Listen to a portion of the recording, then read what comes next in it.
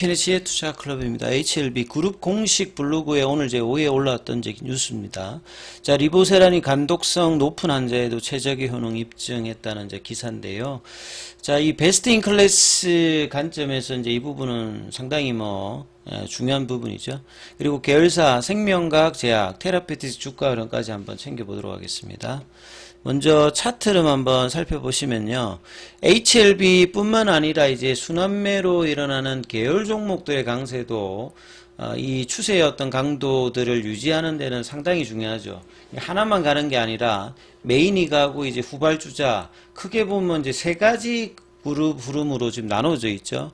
HLB가 가장 선봉에 있고 그 다음에 생명과 제약, 테라피틱스 글로벌, 그 다음에 이제 시가총액이 조금 이제 낮은 파나진, 이노베이션, 이 바이오스텝 요렇게 이제 세 부류로 좀 흐름이 좀 나눠져 있습니다. 자, 이게 왜 이제 이러냐면 HLB는 이미 이제 월봉상으로 추세 전환이 12월 달에 나와서 그러니까 가장 빠르게 움직였고 과거에 이제 코로나 기간에 나노코박스라든지 2022년도에 그 임상 관련되는 부분이 나왔을 때는 계열사 종목들이 먼저 갔습니다. 이제 시가총액이 좀 사실상 좀 가벼운 쪽이 먼저 갔고 HLB가 따라가는데 이번에는 이 공매도 잔고가 많아서 공매도 영향을 볼 수 있는 숏스퀴즈라든지 숏커버링 관련해서 이제 HLB가 먼저 12월 달부터 움직였다 이렇게 봐야 되겠죠.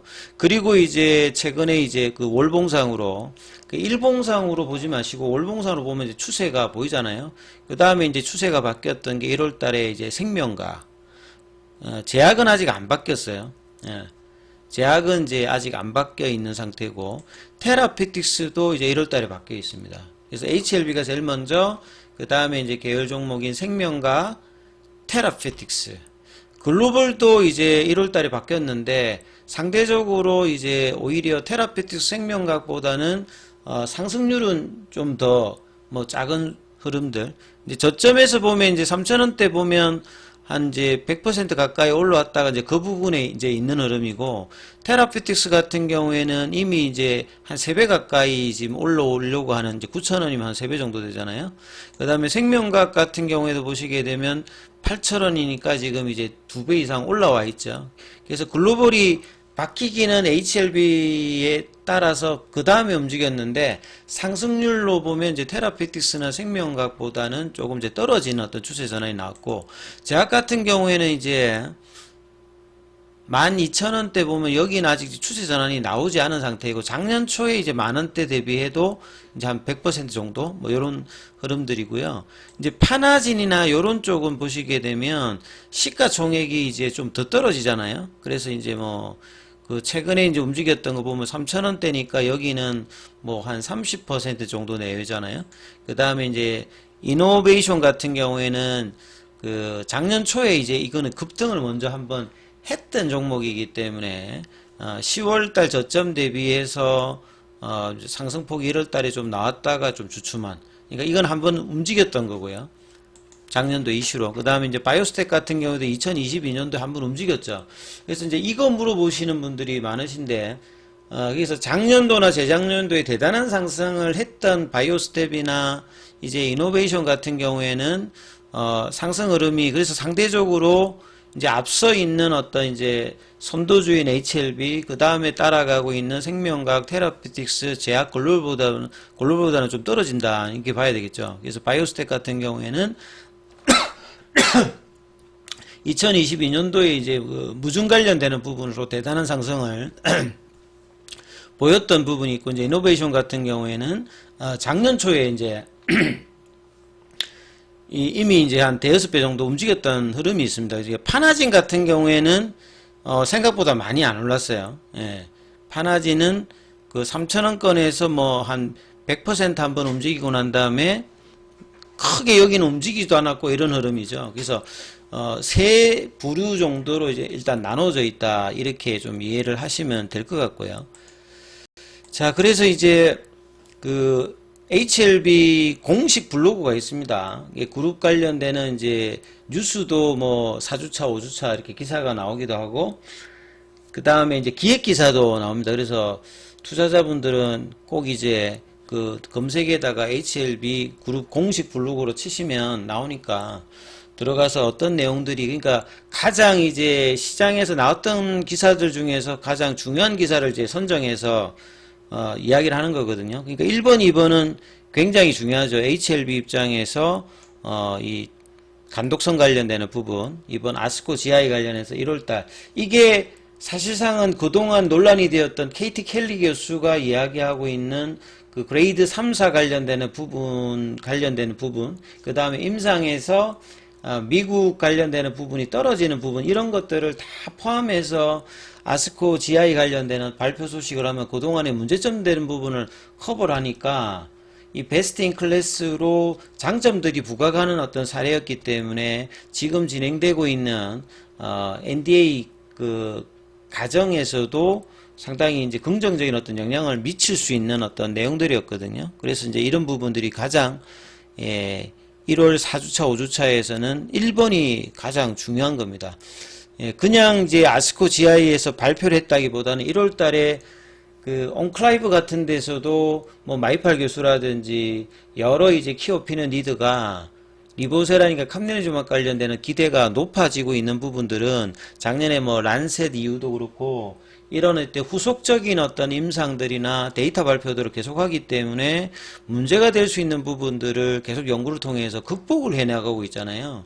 그래서 이런 부분들이 이제 국내에서는 본격적으로 이제 기관 리포터들이 좀 다루지 않는 게 좀 이상할 정도로, 왜냐하면 외국에서는 굉장히 관심도가 지금 높아지고 있는데 국내에서는 승인을 해야 아마 리포터가 나오지 않을까, 이런 어떤 분위기들이 여전히 있는 겁니다. 왜냐면 지금까지 안 하다가 갑자기 또 뭐 하기도 그런가 한데, 그래서 외국에서 먼저 또 관심을 보여주고 있어. 그래서 1월 달에 있었던 아스코 GI 관련되는 부분에 두 가지의 어떤 이제 그 연구 발표가 있었지 않습니까? 그 중에서 특히나 또 이제 이 전문가 발표 세션에서 또 별도로 나왔던 이 환자의 간 기능, 이 간암이라고 하는 게 이제 간 기능이 떨어지는 뭐 기저질환인 뭐 간경변이라든지 뭐 간염 관련되는, 여기서 이제 간암으로 넘어오는 어떤 부분이 많고, 그 다음에 수술을 하기에 어려운 어떤 환자들이 대부분 이제 간암의 어떤 이제 정도로 보면 좀 떨어지는 어떤 부분들의 그 발견율이 높고요.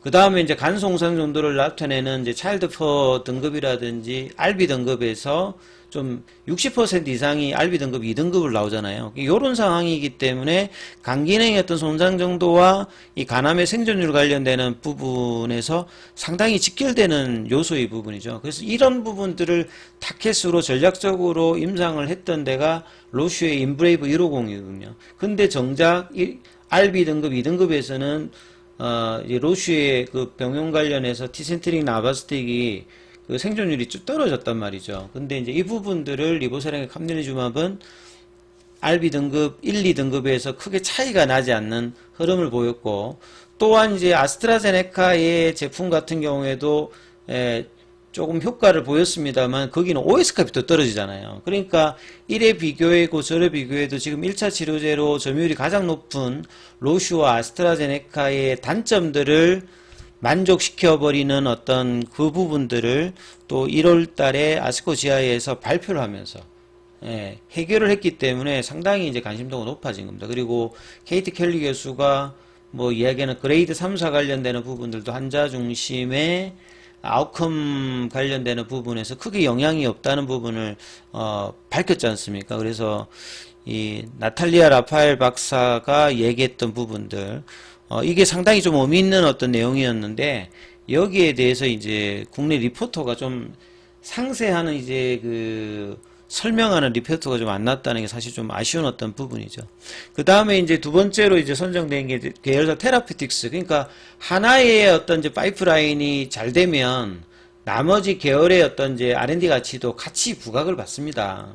예, 그렇기 때문에 2020년 이후에 그동안에 진양곤 회장이 유상증자라든지 뭐 10이나 BW 발행을 엄청 해서 이제 이런 것들을 통해서 선제적으로 여러 이제 M&A를 했던 부분들이 이제 결과물들이 올해 이제 리보세라니까 캄네리주맘 뿐만 아니라 이뮤노믹의 뭐 교무세포종이라든지 테라피틱스 같은 경우에도 상반기 하반기에 이제 결과가 나올 수 있는 어떤 부분이 많기 때문에 이런 결과들이 이제 좋은 값이 나오면 상용화에 이제 근접하기 때문에 그룹 전체적으로도 이제 시가총액이 올라갈 수 있는 어떤 그런 부분을 이야기하기 때문에 특히나 이제 틈새 시장이었던 안구건조증과 이 신경연에서 각막염 관련되는 부분에서 임상을 뭐 지금 3차, 4차 뭐 이렇게 양적응증으로 지금 하고 있는데요. 그래서 뭐 기대가 높은 어떤 상태다. 올해 안에 이제 임상이 마치니까 이런 어떤 핫한 기사들을 좀 선정했다 이렇게 보셔야 될 것 같고요.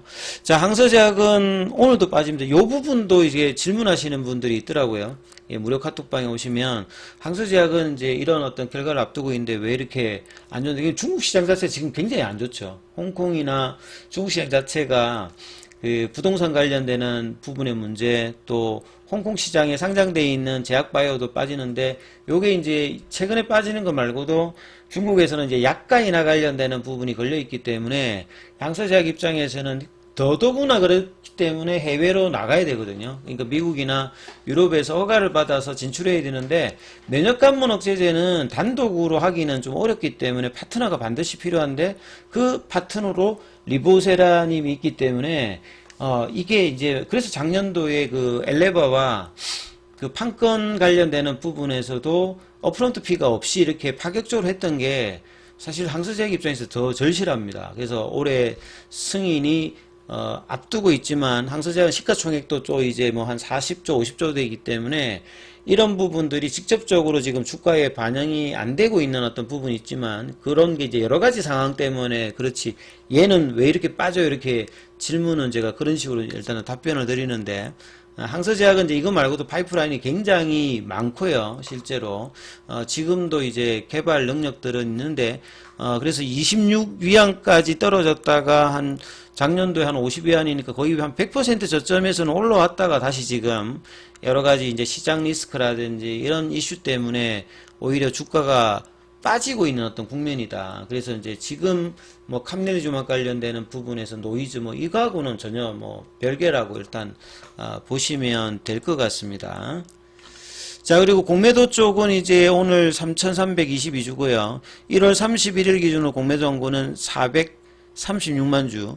그러니까 30일보다는 또 늘었어요. 예, 20만 정도가. 그 다음에 이제 대차거래 관련되는 부분들은 오늘 체결보다는 상한이 훨씬 많은 흐름으로 이어졌다. 이렇게 보셔야 될 것 같습니다. 자, 여기까지 하겠습니다.